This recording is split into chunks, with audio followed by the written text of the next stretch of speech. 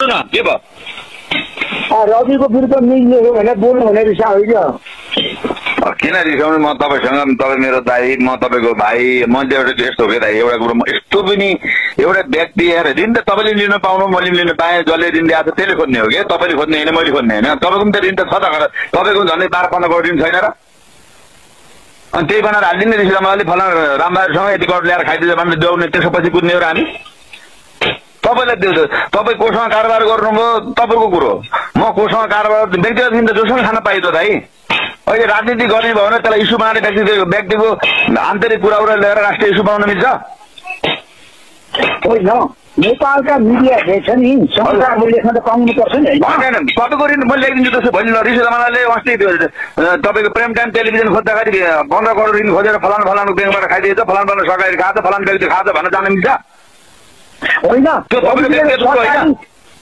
पैसा लिनु भएको नि आइसक्यो उसले जान्ने हो तपाईँले कुन ब्याङ्कमा गएर ऋण लिनुभयो अहिले दुर्गा प्रसादले ब्याङ्कबाट लोन ल्याएर खाएको त त्यो उसो ब्याङ्कको र दुर्गा प्रसादको इस्यु हो तपाईँको मेरो इस्यु हो त्यो तर सरकारीको सुरक्षा नभएको मान्छेले अहिले मलाई राखेँ मैले मलाई 10 करोड ड्यान गरेर थाहा ल्याएर आउँछु मैले देऊ त खाएँ त मैले के बिना मैले लुट्न गएको त्यो लुटेर ल्याऊ राति गएर घर फुटाएर ल्याऊ सरकारीको पैसा सरकारी कुरा ऊ देव नेपालीले 4 अरब रुपियाँ खाएको त्यसो नाम आउँछ देव नेपालीको 4 अरब रुपियाँ खाइदिएको छ अस्ति म गएर बस गरेर आएको छु देव नेपाली जनताको पैसा 4 अरब रुपियाँ खाएको छ खोइ त्यसो इस्यु निकाले तपाईँले मैले निकाले कहाँ निकाल्नु देव नेपाली खोज्नुभयो तपाईँले ऋषि रमणाले अस्ति टेलिभिजन खोज्दाखेरि तपाईँको 10 करोड ब्याङ्कबाट लोन ल्याएर सरकारी ऋण ल्याएर अब सम्बन्ध ऋषि रमणाले ब्याङ्क तपाईँको कारोबार हो नि त मेरो कारोबार हो मैले गएर खोजिदिनु पर्यो तपाईँको होइन रविजीको र अरूको केसमा फरक रवि हो ठिकै भन्नु त रवि र अरू केसमा फरक रवि गृहमन्त्री हो अमेरिका बसेर आएको 1 वर्षमा उपतथा गृहमन्त्री पड्का भनेर सबैलाई रिस त्यही भयो त त्यो कसको के आएको तपाईँको रविको बिचमा केही लेनदेन छ मित्र गौरको रिस मलाई बिचमा केही लेनदेन छ होइन तपाईँ आज म माथि किन खनिनु भएको तपाईँलाई मैले रोबी चितवनमा बस्दाखेरि दाइ आइदिएर तपाईँ मिडियाको मान्छे हो ऊ पनि मिडियाको मान्छे हो ठिक छ गलत गरेपछि उसले सधैँ पाउला भइलाने न्यायले अदालतले उसलाई दोषी ऊ गराएर त्यसलाई ऊ गर्ला भनेर मैले तपाईँलाई बोलाएर तपाईँ त्यहाँ त्यति दिन गएर बस्नु कुरा त गर्नु गरे होइन अनि अहिले तपाईँ आएर तपाईँको साना कुरालाई ल्याएर ठुलो बनाएर तपाईँको भइ नभएको मिडियामा छापेको छ तपाईँ बुरुक तपाईँको त झाँक्री उफ्रिँदै उफ्रिनु भएको छ तपाईँको त्यस्तो पनि भएन तपाईँ मर्नु पर्दैन म मर्नु पर्दैन मैले सरकारबाट ऋण ल्याएर खाएँ त मेरो व्यक्तिगत कुरो मैले चोरेर ल्याएँ नि उसले जाने छ लुटेर ल्याएँ नि उसले सरकारले जाने छ कमसेकम सरकारीमा गएर ब्याङ्कमा गएर पैसा निकाल्नु त एउटा संसार गिरिएको अध्यक्षलाई गिरफ्तार गर्नु ठिक छ के अरे क्रान्तिपुर मिडिया ग्रुपका अध्यक्ष कैलाश सूर्यलाई किन गिरफ्तार गरे कैलाश सूर्यलाई 24 घण्टा राख्नु तपाईँलाई पनि मिल्छ मलाई पनि मलाई राख्ने नहुने कहाँ लेखेको छ मलाई भन्नु कुन संविधानको कुन दफामा कति नम्बरमा लेखेको छ मलाई बताउनु त्यसो भए मिडियाको जुनसुकै व्यक्तिलाई समाउन मिल्दै मिल्दैन भन्ने कुरा कहाँ कुन कानुनमा लेखेको छ मलाई भन्नु ल कोही लेखेको छ समाउन तपाईँलाई मिल्छ 24 घण्टा मलाई ल थुन्न मिल्छ 24 घण्टा मलाई शङ्का लाग्यो भने पुलिसले अहिले मलाई समाएर लान सक्छ तपाईँलाई शङ्का लाग्यो पक्रेर लान सक्छ पुलिसले पाउँदैन नपाउने भन्ने छ कहाँ लेखेको छ ल भन्नु मलाई अनि जे बाटै किन प्रतिशत साधेको यस्ता त देशै बेचेर खाइसक्यो तपाईँलाई थाहा छैन अहिलेसम्म तपाईँले त्यसको खण्डन गर्नु भएको छ देशै बेचेर खाने मान्छे खण्डन गर्नु भएको छ गगन दाईले के भन्नुभएको छ गगन दाईले विश्व प्रकाश दाईले त बोल्नु भएको छ तपाईँको खायो काङ्ग्रेसले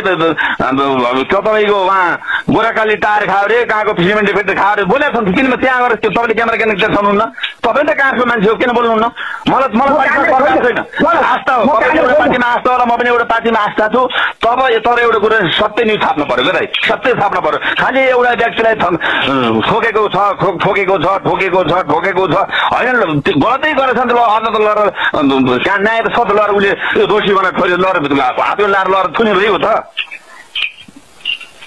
होइन तपाईँलाई चाहिँ गिरफ्तारको बारेमा लेख्दाखेरि बोल्दाखेरि किन तपाईँ त्यो होइन राम्रो कुरा लेख्न परेको त गलत नभएको कुरा लेखेर रिस उठ्दैन मान्छेलाई मैले अहिले रिस जमालाई बारेमा नहुने कुरा रिस जमालाई मेरो अहिले 10 लाख रुपियाँ खाइदियो भने हिँडे पनि को बेको भलो भने तपाईँ बेको कि म बेको त्यसो भए नभएको मैले त उल्टो बोलेँ नि तपाईँले त तपाईँसँग मेरो कारोबारै छैन भने मैले तपाईँ बारेमा अहिले झुट्टा न्युज बनाएर रिस जमालाई मेरो 10 लाख रुपियाँ खाइदियो तपाईँको एउटा त्यो के ओइ भयो भने आइथ्यो त त्यो सत्य थियो त्यो के ओइ बारे आइथ्यो शर्मिला ओइलाले तपाईँ बारेमा कति बोली लगाउनुहोस् त्यो सत्य थियो त्यसो भए तपाईँ गलत आएर तपाईँलाई थुन्थ्यो होला नि त तपाईँको उसले पुलिस प्रशासनले लगाएर थुन्थ्यो होला नि त तपाईँले गल्ती गर्नु भएको छैन त अनि उसले गल्ती बोल्यो भने तपाईँलाई रिस उठेन अहिले कैलाश सिंहलाई आज जसरी गिरफ्तारी गरियो मिडिया गृहभित्र पसेर तपाईँले हस्तक्षेप गरे नि त होइन परेल हस्तक्षेप पाइन्छ रविलाई पनि त परेलले तपाईँको न्युज 24बाट हस्तक्षेप गरेर लग्यो तपाईँ किन बोल्नु त्यसो मिडिया किन रोड गरी आएन मिडिया रोड गरी कहाँ आइलो भन्नुहोस् न त त्यति त्यहाँ हिजोको जति मिडिया त्यहाँ चितवनमा गएको थिए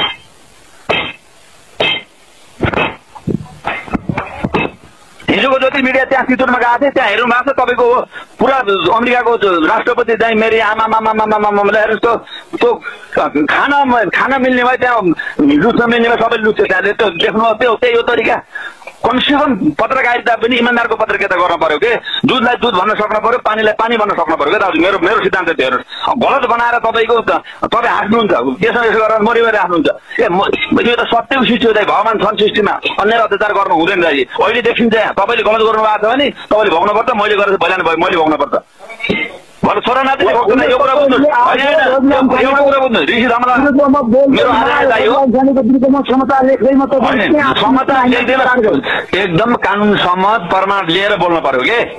कुरो बुझ्दैन कानुन सम्मत प्रमाण ल्याएर बोल्नु पर्यो मलाई रिस उठ्नु पर्न जे बात बोल्न पाइन्छ अनुशासन छैन नियम छैन कानुन छैन मान्छेमा अनुशासन हुँदैन जे बात बोल्न पाइन्छ लोकतन्त्र आयो मैले जे बोल्नु हुन्छ भन्न पाइन्छ मानवता हुनु पर्दैन मान्छेमा भन त्यो ठाउँमा तपाईँलाई भयो के गरेर भन्नुहोस् तपाईँलाई कसैले झुटा आरोप लगायो भने तपाईँ के गर्नु मान्छेमा विवेक हुँदैन ऋषि धमलासँग विवेक छैन ऋषि धमला कसैलाई त्यहाँ तपाईँको बिहा राति 3 बजी उठेर हिँडेको छ त्यसो भए ए देशमा के सुशासन कायम होस् हो जनताले न्याय पाउन् भ्रष्टाचार नहोस् देश बनोस् भन्ने कुरो त ऋषि धमलाले बुझेन तपाईँको बिहान गरेर त फेउरो गराए तपाईँको बिहान गरेर डेउमा एफएममा कराउनुहुन्छ त तपाईँ तपाईँ मेरो विज्ञ नलाग्नुहोस् होइन मेरो विज्ञ नलाग्नुहोस् भन्ने कुरा तपाईँले राम्रो कुरा गर्नुहोस् राम्रो त्यो लाउनुहोस् सत्यको जित हुन्छ त असत्यको जित जीवनमा आउँदैन एकछिन तपाईँले झुट्टा बनाउनु होला मैले झुट्टा बनाउला तर जित सत्यको हुन्छ कुरो बुझ्नु मैले कान्तिपुरको विरुद्ध बोल्नु पर्यो होइन कान्तिपुरको बोल्नु होइन कान्तिपुरको बोल्न मिल्छ तपाईँ किन कान्तिपुरले गलत बोल्न मिल्दैन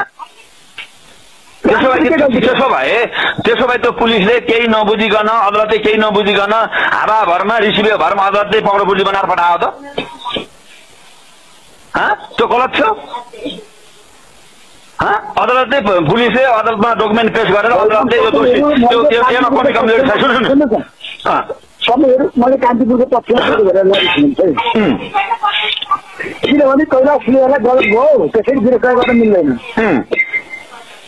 कहिले भने गिरफ्तार मिल्दैन कहाँ लेखा छ मलाई भन्नुहोस् त्यसो भए कैलाश सिंहलाई उहाँलाई छुनै मिल्दैन ऊ नेपालको टप मिडिया हो